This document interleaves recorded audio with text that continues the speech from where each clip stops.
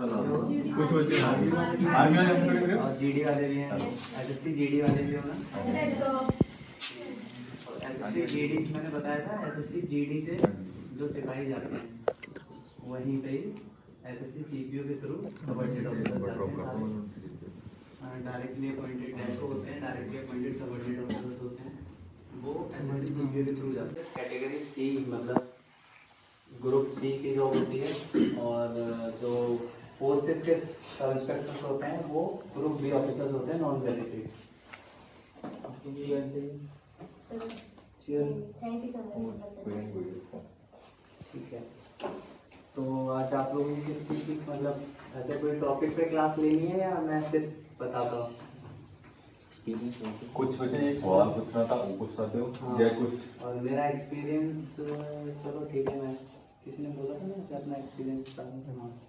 As a aspirant की कितना है सारा कुछ बता भी है ना, क्योंकि उनको से एक्सपेक्ट करना है, मैथ है, रीजनिंग है, कुछ भी है ना, तो वो बता सकता वो हूँ। चीज़ करो क्लियर कर देंगे सारा। तो 2021 हाँ 2021 तक मैं भी आप लोगों की तरह था, और ऐसे ही रहता था। क्या कहते हैं कि कहीं भी जाते थे तो सारे पूछते हैं क्या कहते हैं कि क्या कर रहे हो, क्या कर रहे हो ना। तो उस समय तो मैं ग्रेजुएट भी नहीं था। अच्छा, पहले मैं बता देता हूँ कि मैं पंजाब से नहीं हूँ, तो मैं पंजाबी नहीं बोलता हूँ, ना मुझे लिखना आता है ना पढ़ना आता है। मैं पंजाब से नहीं हूँ बिल्कुल भी। तो हिंदी तो सबको समझ आती है, इतनी तेज नहीं है ना। तो पंजाबी लगभग मतलब हिंदी आती है ना, सबको समझ आ रही है, बोल रहा हूँ, आ रहा है ना समझ। हाँ, तो मैं पंजाब 22 में ही आया हूँ, सिर्फ यहाँ पंजाब में हम लोग, और उसी ईयर मैं ग्रेजुएट हुआ हूँ। तो जब मैं ग्रेजुएट हुआ हूँ 26 जुलाई नहीं 30 जून को मेरा फाइनल रिजल्ट आया ग्रेजुएशन का, और जो मेरी जिसमें वैकेंसी मेरी है ये आई थी 16 जुलाई को। एग्जैक्ट डेट मैं आपको बता सकता हूँ क्योंकि मेरा बहुत अच्छा इसके लिए था। तो उस दिन ये था कि उससे एक हफ्ते पहले 20 वालों का रिजल्ट आया था। तब तक मुझे भी कुछ नहीं पता था, क्या जॉब और क्या मतलब ऐसा कोर्सेज कुछ भी नहीं पता मेरे को, है ना। फिर उसके बाद क्या कहते हैं, था मन में कभी ना कभी तो बचपन से रहता है कि यूनिफॉर्म जॉब अलग ही रहता है यूनिफॉर्म का, और यूनिफॉर्म तो यूनिफॉर्म ही होती है ना। आप एक आईएएस ऑफिसर भी लगे हुए वगैरह, if you are not in uniform, है ना, तो आपको कोई नहीं जानता, है ना। बट एक जो स्टेट में उनको क्या बोलते हैं यहाँ पे, ट्रैफिक मतलब सिपाही से भी नहीं, होमगार्ड, जो होमगार्ड वाले जो होते हैं वो भी अगर यूनिफॉर्म पहना हुआ है और सामने से जाता है तो आप लोगों के मन में एटलीस्ट ये तो होता ही होता, अरे यार यूनिफॉर्म पहना हुआ है, इससे नहीं भिड़ना है या इससे कुछ नहीं कह सकते, ऐसा तो रहता ही है ना। रैंक तो अलग ही हटा दो कि रैंक वाले की तो वैल्यू अलग ही हो गई। मैं एक होमगार्ड की यूनिफॉर्म की करता था कि रहता है कि हम हाँ मेरे पापा फूड कॉर्पोरेशन ऑफ इंडिया में पता पिछले साल पूछा नहीं थी एफसीडी। हाँ एफसीडी भी लोग तो एफसीआई में भी होता है, लेकिन ऑफिसर रैंक में नहीं, वो सिविल पोस्ट है, मतलब बैच की नौकरी में ही फिजिकल होगा, बाकी लोअर जितनी भी होंगी उनमें फिजिकल होगा। सिविल की ऑफिसर्स पोस्ट पर किसी पे फिजिकल नहीं होता है ना। तो बाकी बैच की जैसे यूनिफॉर्म, जो यूनिफॉर्म पहना होगा उसने फिजिकल किया होगा, ट्रेनिंग ली होगी उसको। तो फिर हम लोग का पंजाब से होना सबको, और मेरी तैयारी के बीच में, और जिसने ये सोचा हो कि यही एग्ज़ाम है उसके लिए, इसके बाद कोई एग्ज़ाम नहीं है मेरे पास। तो फिर क्या कहते हैं, मैंने क्योंकि ऐसा था कि हम लोग तो चलो ठीक है कभी कभी पंजाबी मूवी देख ली या क्या कहते हैं गाने सुन लिए पंजाबी, है ना, तो पंजाबी समझ भी आ रही है। जो पेरेंट्स जिसने यूपी से बाहर नहीं गया हो कभी कोई, उसके लिए पंजाब आना बहुत बड़ा चेंज होता है ना। तो फिर क्या कहते हैं, मैंने डिसाइड किया कि पंजाब चलते हैं। तो हम लोग सारा उधर का घर पूरा रेंट पे लेके यहाँ पे आके खन्ने में रेंट पे लिया और रहने लग गए। अभी मेरे मन में क्या है कि मुझे तो यही एग्ज़ाम मेरे पास, और एग्ज़ाम है नवंबर में, नवंबर में एग्ज़ाम है। तो अभी मेरे पास क्या कहते हैं बचे सिर्फ 3 महीने। आप लोग बोलते हो सर कितना टाइम लगेगा, कितना टाइम लगेगा, जो करना चाहेगा वो 3 से 4 महीने में, 5 महीने में 6 महीने मैक्सिमम, किसी भी एग्ज़ाम को 6 महीने में वन डे एग्ज़ाम को क्रैक किया जा सकता है अगर आपको वही चाहिए तो। यहाँ पे हम लोग जुलाई अगस्त में राखी के बाद हम लोग यहाँ शिफ्ट हो गए हैं।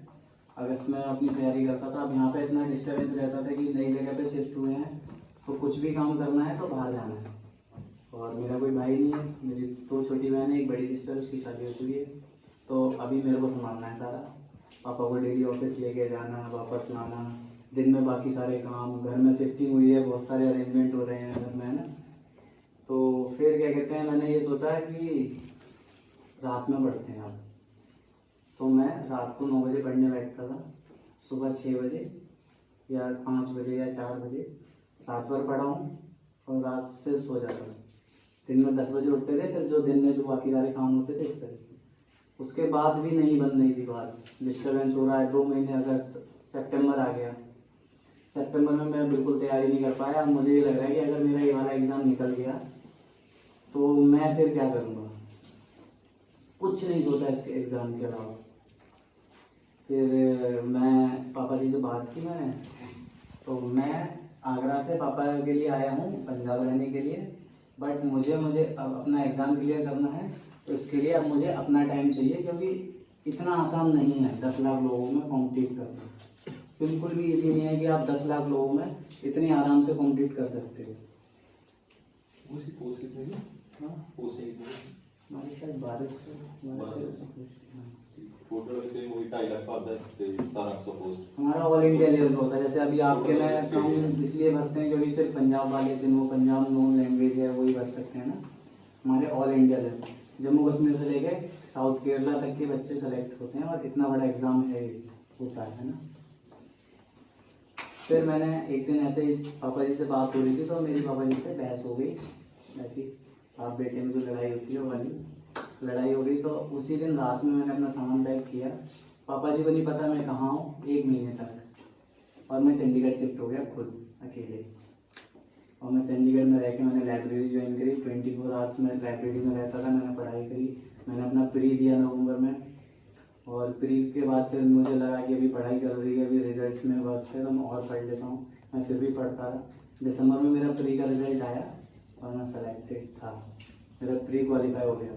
अब प्री क्वालिफाई हो गया, उसके बाद आता है मेन वो फिजिकल। अब जो बंदा 24 घंटे लाइब्रेरी में रहा हो, दौड़ा ही नहीं कभी जीवन में, उसके लिए फिजिकल तो हो ही नहीं सकता। तो मेरा 27 दिसंबर मेरा प्री का रिजल्ट आएगा।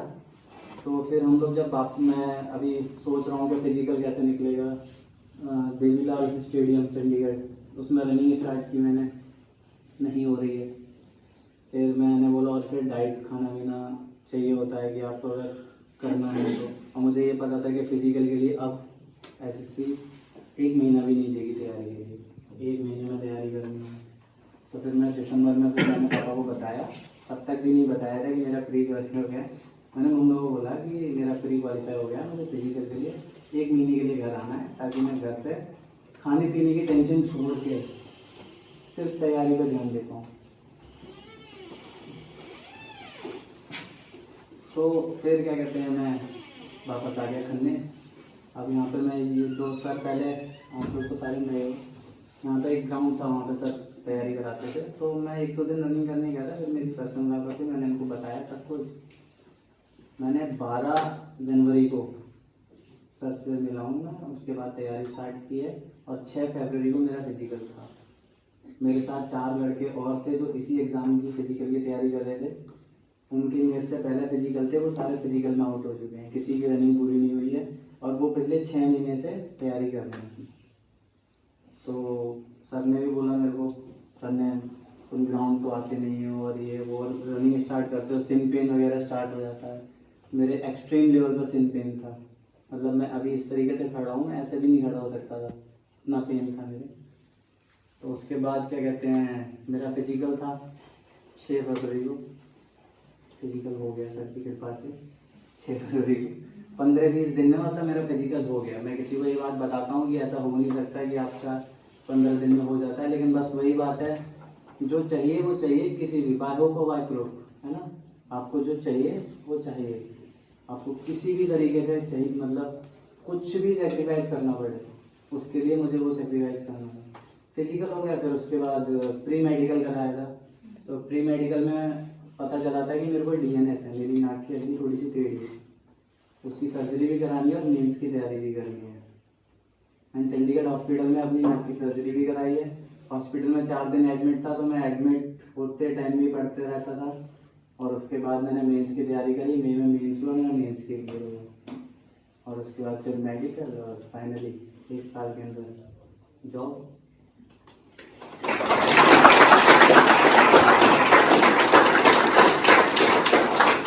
तो बस ये मेरा एक्सपीरियंस है, इतना ही है। मैं आपको बोलूँगा क्या कहते हैं कि अगर चाहिए तो फिर मेरे पास कोई और ऑप्शन नहीं होना चाहिए, है ना मेरे पास ये होना चाहिए क्या कहते हैं कि चलो वही ना, ये काम पहले कर लेते हैं। मेरी प्रायोरिटी लिस्ट मेरे पास सेट होनी चाहिए और मैं उससे स्ट्रिक्ट होना चाहिए कि मैं इस चीज़ के नहीं हिला सकता। अब इसके बाद मुझे अल्टरनेटिव ढूंढने हैं कि ये नहीं हो सकता, अब इसके बाद मैं क्या करूँ। आप लोग को अगर विद इन अभी वैकेंसी आई जाएगी, लगभग 10 साल आएगी, और आप लोग ये सोच के आए हो कि मैं इस बार वर्दी पहन के ही निकलूँगा, तो फिर आप लोग के लिए ये नहीं होना चाहिए कि वो गया क्या छुट्टी के लिए आया था जब, हाँ, कि मेरे चाचा के बेटा हुआ है, कि मेरे घर में मैं मम्मी पापा से काफ़ी दिनों से मिला नहीं हूँ, और छोटी मोटे रीजंस आपको उस स्टेज पे नहीं समझ आनी चाहिए, ना आप लोग को देखना चाहिए उस तरफ, और उन सब चीज़ों को इग्नोर करते रहना चाहिए। मेरे मार्क्स उतने नहीं थे कि मैं दिल्ली पुलिस ले पाऊँ, मार्क्स कम रह गए थे मेरे थोड़े से, लेकिन ठीक है। But end of the day कि मेरे पास एक जॉब थी, वो मैटर करता है। और उससे बड़ी पोस्ट भी है दिल्ली पुलिस स्टेट गवर्नमेंट, क्योंकि आप एक स्टेट गवर्नमेंट की जॉब करोगे तो आप सिर्फ एक स्टेट में रह सकते हो, और if you want to explore the whole country, India अगर आपको पूरा एक्सप्लोर करना है तो सेंट्रल गवर्नमेंट की जॉब बेस्ट है ना। अभी मेरी जॉब जब से लगी है और अब तक मैं 8 स्टेट घूम चुका हूँ, 8 राज्य, और अभी मेरे को 1.5 साल भी नहीं। और इंडिया ही है आपको सारे ग्रेजुएट कोई नहीं है। जो ग्रेजुएट है वो मई में फॉर्म आने वाले हैं, तो अगर आप ट्राई करना चाहते हैं इस एग्ज़ाम के लिए, यूनिफॉर्म पहनना चाहते हैं, वेलकम है सबका, आइए ज्वाइन दी फोर्सेस, और आप भी मजा लो आके फोर्सेस का। सिपाही एक कांस्टेबल जो है वो 20 लाख रुपए घर लेके आ रहा है एक लड़की के साथ। नहीं सीरियसली मजाक की बात नहीं है, मैं सच बता रहा हूँ। और एक सब इंस्पेक्टर को 50 लाख तो मिनिमम मिलते हैं, और 50 मेरे पापा जी के जोड़ लो, मेरे पापा भी जॉब कर रहे हैं, तो 1 CR के समथिंग मैं शादी जब चाहूँ तब कर सकता हूँ। मोस्टली जो सबसे बड़ी बात है ना, सब तो बड़ी गल सब तो बड़ी गल यही कि जो मैंने ਹੁਣ तक बहुत वधिया लगी है, जो मतलब मैं अपने हले तक देखी नहीं है जी, इन्हें अपना लिक्विड कार्ड नहीं बनाया है। मतलब इन्ना ये नशे दे या वो सब चीज़ों के खिलाफ आ, लिक्विड कार्ड ही नहीं बनाया। मतलब पता थोड़ी ग्रोसरी कार्ड लिक्विड कार्ड 2 बनने जो आगे सर लिक्विड कार्ड ये बंदा लिक्विड कार्ड मींस दारू इशू होंगी है जिमें सिपाही को 4 बोतल, ठीक है, इदा करके 12 बोतलें तो वो भी घट प्राइस थे, ठीक है, जिमें बाकी फौजी मोस्टली कई मैं देखे हैं मेरे नोन ਦੇ ਵਿੱਚ ਵੀ ਕਾਫੀ ਹੈ ਕਿ ਉਹ ਘੱਟ ਪੈਕੇਜ ਤੇ ਲਿਆ ਕੇ ਅੱਗੇ ਉਹ ਚ ਵੇਚ ਦਿੰਦੇ ਆ। ਬੇਟਾ ਇਹ ਕਹਿੰਦਾ ਕਿ ਨਾ जब मैं उसी बात वही गल है कि जिस रास्ते में जाना नहीं है, किलोमीटर क्या नापने हैं, बिल्कुल जिस रास्ते जाना नहीं है उसका क्या कहते हैं मैं किलोमीटर देखूं क्यों कितना है, तो वही बात है। और सेम विद दी ड्यूरी, मैं ड्यूरी के लिए भी हमेशा अगेंस्ट रहता हूँ और मुझे नहीं चाहिए, और मैं लेने वाला भी नहीं हूँ, और मैं शादी भी नहीं। तो पंजाब का मुझे अच्छा भी कल्चर है, अपना अपना बढ़िया है अपनी जगह का, बट जो सबसे ज़्यादा वेस्ट ऑफ मनी होती है वो दिखावे में होती है। अपने पास बैकग्राउंड हो या ना हो बट दिखना बढ़िया चाहिए, है ना, जो है शायद, तो वो मुझे पर्सनली पसंद नहीं है। यहाँ पे शादियों में और पार्टियों में और मेरे हिसाब से यहाँ पे अभी 100 की समथिंग 100 में से लगभग 50 लोगों के बाद आए थे। गरीब लोग। तो आईफोन या फोन ही है मेरे साथ, है ना। आपने उठाना कॉल ही है, उस पर कुछ पर्सनल तो उसमें ऐसा एक्स्ट्रा हो नहीं जाएगा, है ना। और रही बात फोटो की, आप लोग बोलोगे नहीं सिक्योरिटी रीजंस और कैमरा क्वालिटी और ये सारी चीज़ अपने जस्टिफाई करोगे अपने आईफोन को, तो फोटो आप जब कुछ हो तब तो अच्छा लगता है फोटो, है ना। अभी इतना डाउनग्रेडेड हो गया ये अपना आईफोन की रिक्शे वाले भी यूज़ कर रहे हैं, है ना। और आप लोग रिक्शे में आईफोन लेके बैठे हुए हो और रिक्शा चला रहा है वो भी आईफोन यूज़ कर रहा है, तो what is the difference between both of you, है ना। तो आप लोग को ऐसा नहीं होना चाहिए, क्या कहते हैं कि अभी तो नहीं होना चाहिए, एटलीस्ट जब हो जाओ ना अपनी दम पे अपनी मर्जी से कुछ भी करो। भाई आपने मेहनत की है किसी चीज़ के लिए, आपने वो चीज़ गेन की है अपनी मेहनत से, तो आप करोगे बहुत अच्छा लगेगा और कोई टोकेगा भी नहीं।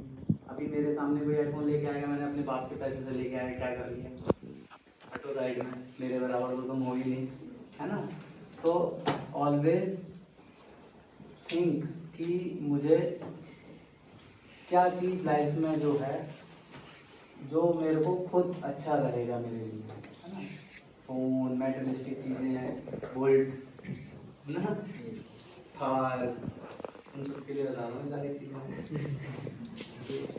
जब कर लोगे अपनी दम पे कुछ तो करो, कोई पूछने वाला नहीं, कोई बताने वाला नहीं। अभी वो छुट्टी जा रहे थे दो लड़के, वो उसके चाचा जी का बेटा हुआ है ना, तो वही बोला है कि मुझे छुट्टी जाना है। बोला क्यों जाना है? कि मेरे चाचा जी का बेटा है। चाचा की शादी हुई है, उनको चाची मिल गई।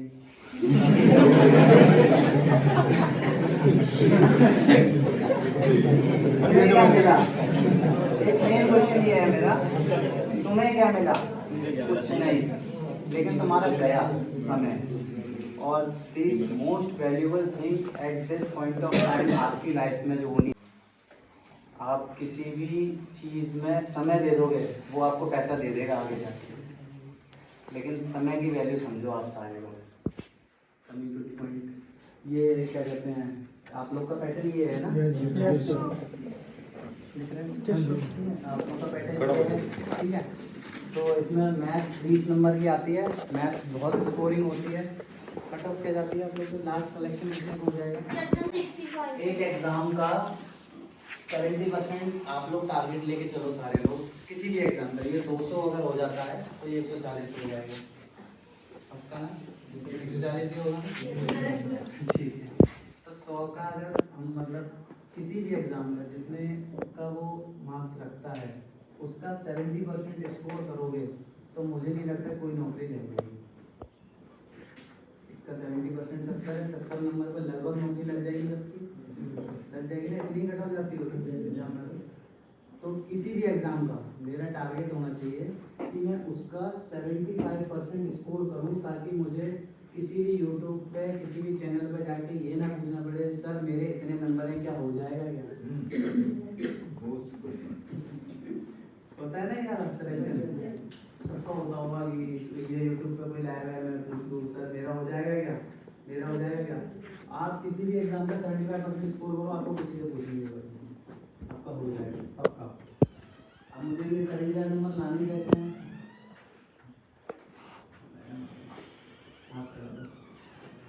तो 75% नंबर है ना लाने, और मेरा मैथ्स है, तो मेरी स्ट्रेटजी ये होनी चाहिए कि मैं किसमें ज़्यादा और किसमें कम, ये मेरा डिसाइडेड होना चाहिए जिस दिन मैं तैयारी के लिए बैठा हूँ।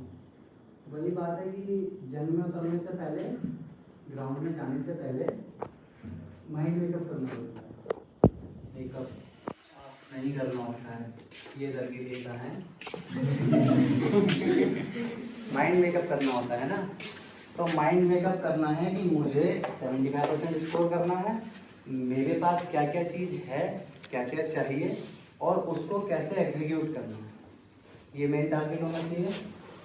अभी मैथ्स 20 मार्क्स की है, स्कोरिंग है मेरे हिसाब से, लेकिन बोलेंगे नहीं मैथ्स टफ होती है और ये वो, तो हम मैथ्स में मैक्सिमम से मैक्सिमम स्कोर, मतलब ये 40 नंबर मेरे कहीं नहीं जाने मेरे हिसाब से। तो इसमें 40 में से 35 तो आप ये मान लो कि मुझे लाने ही लाने हैं, क्योंकि ये स्कोरिंग सब्जेक्ट है। आपको ये नहीं पूछ सकता जो चैप्टर्स पढ़ाए जा रहे हैं और जो चैप्टर्स हैं उनसे बाहर क्या पूछेगा। एग्जामिनर के माइंडसेट से सोचो कि वो क्या ही पूछ लेगा मैथ्स, और इसमें कुछ भी एक्स्ट्रा नहीं पूछ पाएगा। जो बुक में है मुझे उसी से प्रैक्टिस करनी है, वही पढ़ना है। तो मैं मैथ्स में मैं 35 मिनिमम बता रहा हूँ, इससे कम नहीं होने चाहिए। अभी कितना बचा है इसमें? 75 मार्क्स है इसमें।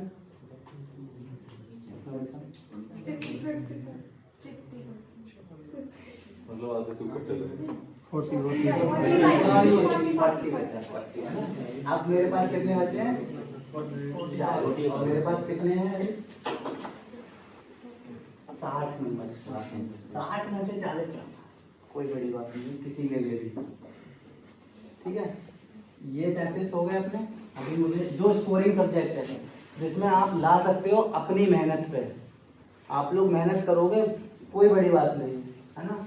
क्योंकि अगर आप जीके को लेके बैठोगे कि मैं जीके में सबसे ज़्यादा स्कोर कर दूँ, क्योंकि जीके की बेसिक नॉलेज सबको होनी चाहिए और जीके के टॉपिक सब होने चाहिए। प्रीवियस ईयर मेरे को पता होना चाहिए कि एक दायरा होता है कि इस दायरे के अंदर हम एग्ज़ाम तैयारी करेंगे तो हमारा सिलेक्शन हो जाएगा। तो जीके को आप अभी लास्ट में लेते हैं, ये हो गया 40 मार्क्स बच रहे हैं अभी अपने पास ना। अभी इंग्लिश, पंजाबी, ये तो आपका स्ट्रॉन्ग पॉइंट है, सबका स्ट्रॉन्ग पॉइंट है।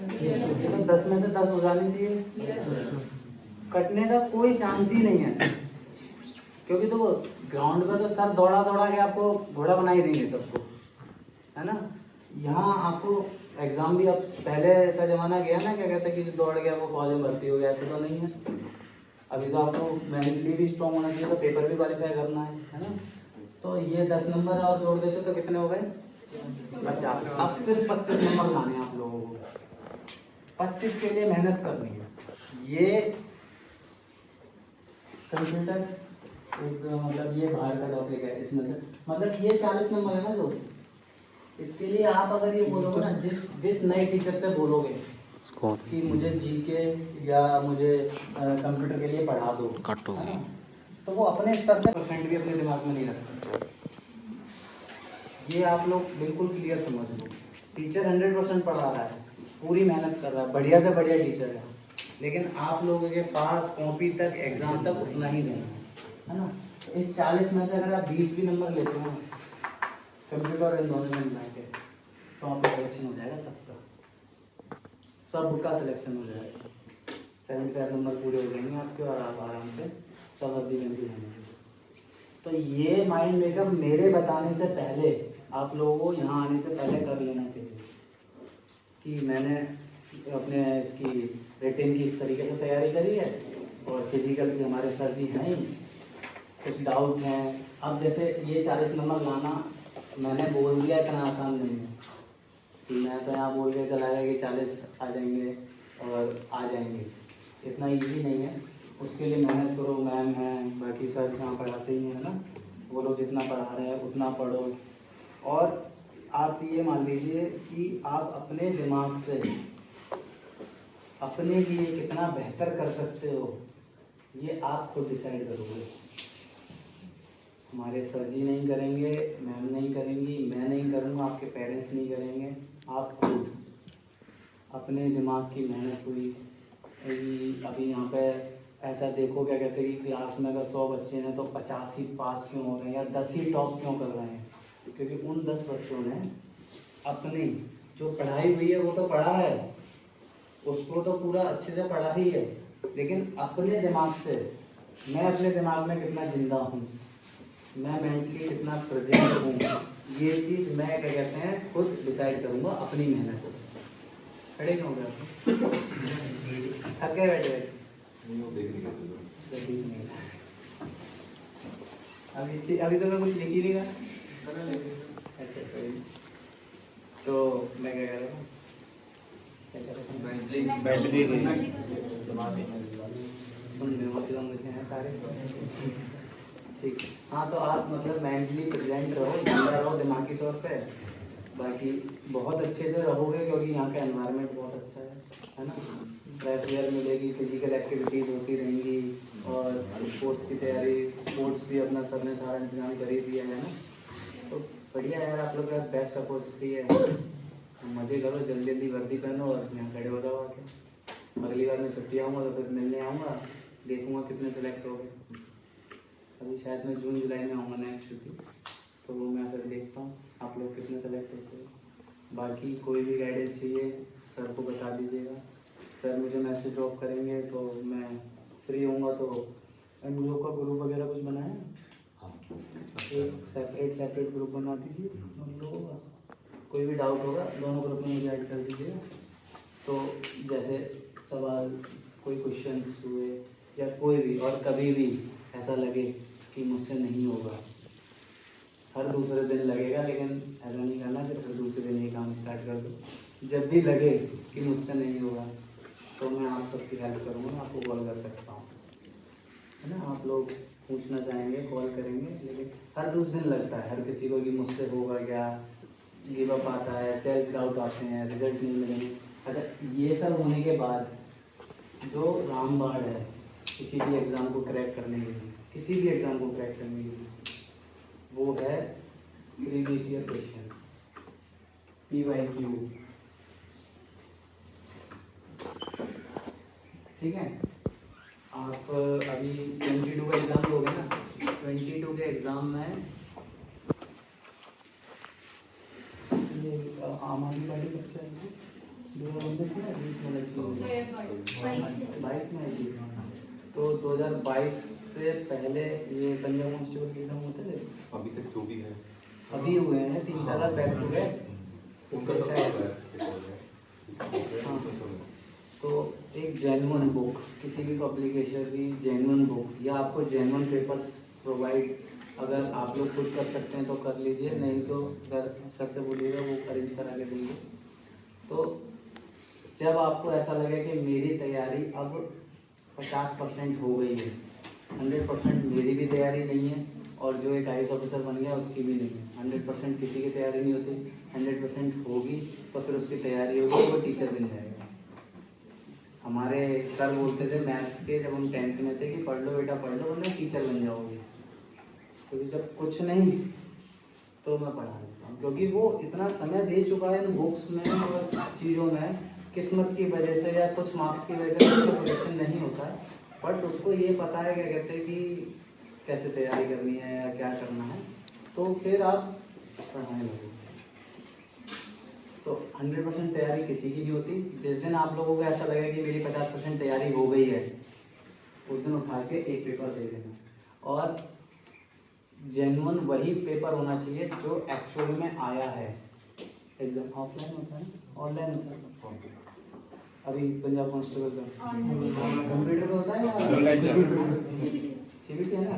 हाँ तो ठीक है, फिर तो मिल ही जाएंगे, कहीं भी मिल जाएंगे पेपर तो फिर उनको डेली लगाना है, प्रैक्टिस करना है प्रीवियस ईयर क्वेश्चंस पे, और एग्ज़ाम से करीब 2 महीने, 1 महीने से डेली प्रीवियस ईयर लगाने लगना है, ताकि मुझे ये पता चल जाए कि मेरी तैयारी कितनी हुई है और मैं कहाँ स्टैंड करता हूँ, मेरे 75 नंबर आ रहे हैं या नहीं। जिसके घर बैठ के 75 नहीं आ रहे, उसके एग्जामिनेशन हॉल में 75 नंबर नहीं आएंगे। तुक्के वाला सिस्टम खत्म हो गया है कि जय माता दी करके आ गए, अब नहीं होता उससे सिलेक्शन जय माता दी से। अगर फ्री हो भी जाएगा तो मेंस में अटक जाओ, कहीं ना कहीं अटक जाओगे। तो इसलिए तैयारी अपनी मजबूत करनी है, अपने बेसिक्स, अपनी बुनियाद मजबूत करनी है, बेस मजबूत करना है अपना, और तैयारी होने के बाद ये क्वेश्चन पेपर लगाओ। आप लोग के अगर 70-75 नंबर मॉक में आने लगते हैं सबके, तो बस पार्टी करना शुरू कर दो फाइनल सिलेक्शन के बाद कि अब मेरा सिलेक्शन हो जाएगा। और किसी और से, अच्छा आप लोगों का एक क्वेश्चन आया था मेरे पास, शायद फोन आया था कि सर कितने घंटे पढ़ाई करनी चाहिए, किसने पूछा था सर? किसी ने पूछा था, हाँ ये ना पूछा था इसने, कितने घंटे पढ़ाई करनी चाहिए? हाँ तो बिल्कुल मन नहीं करेगा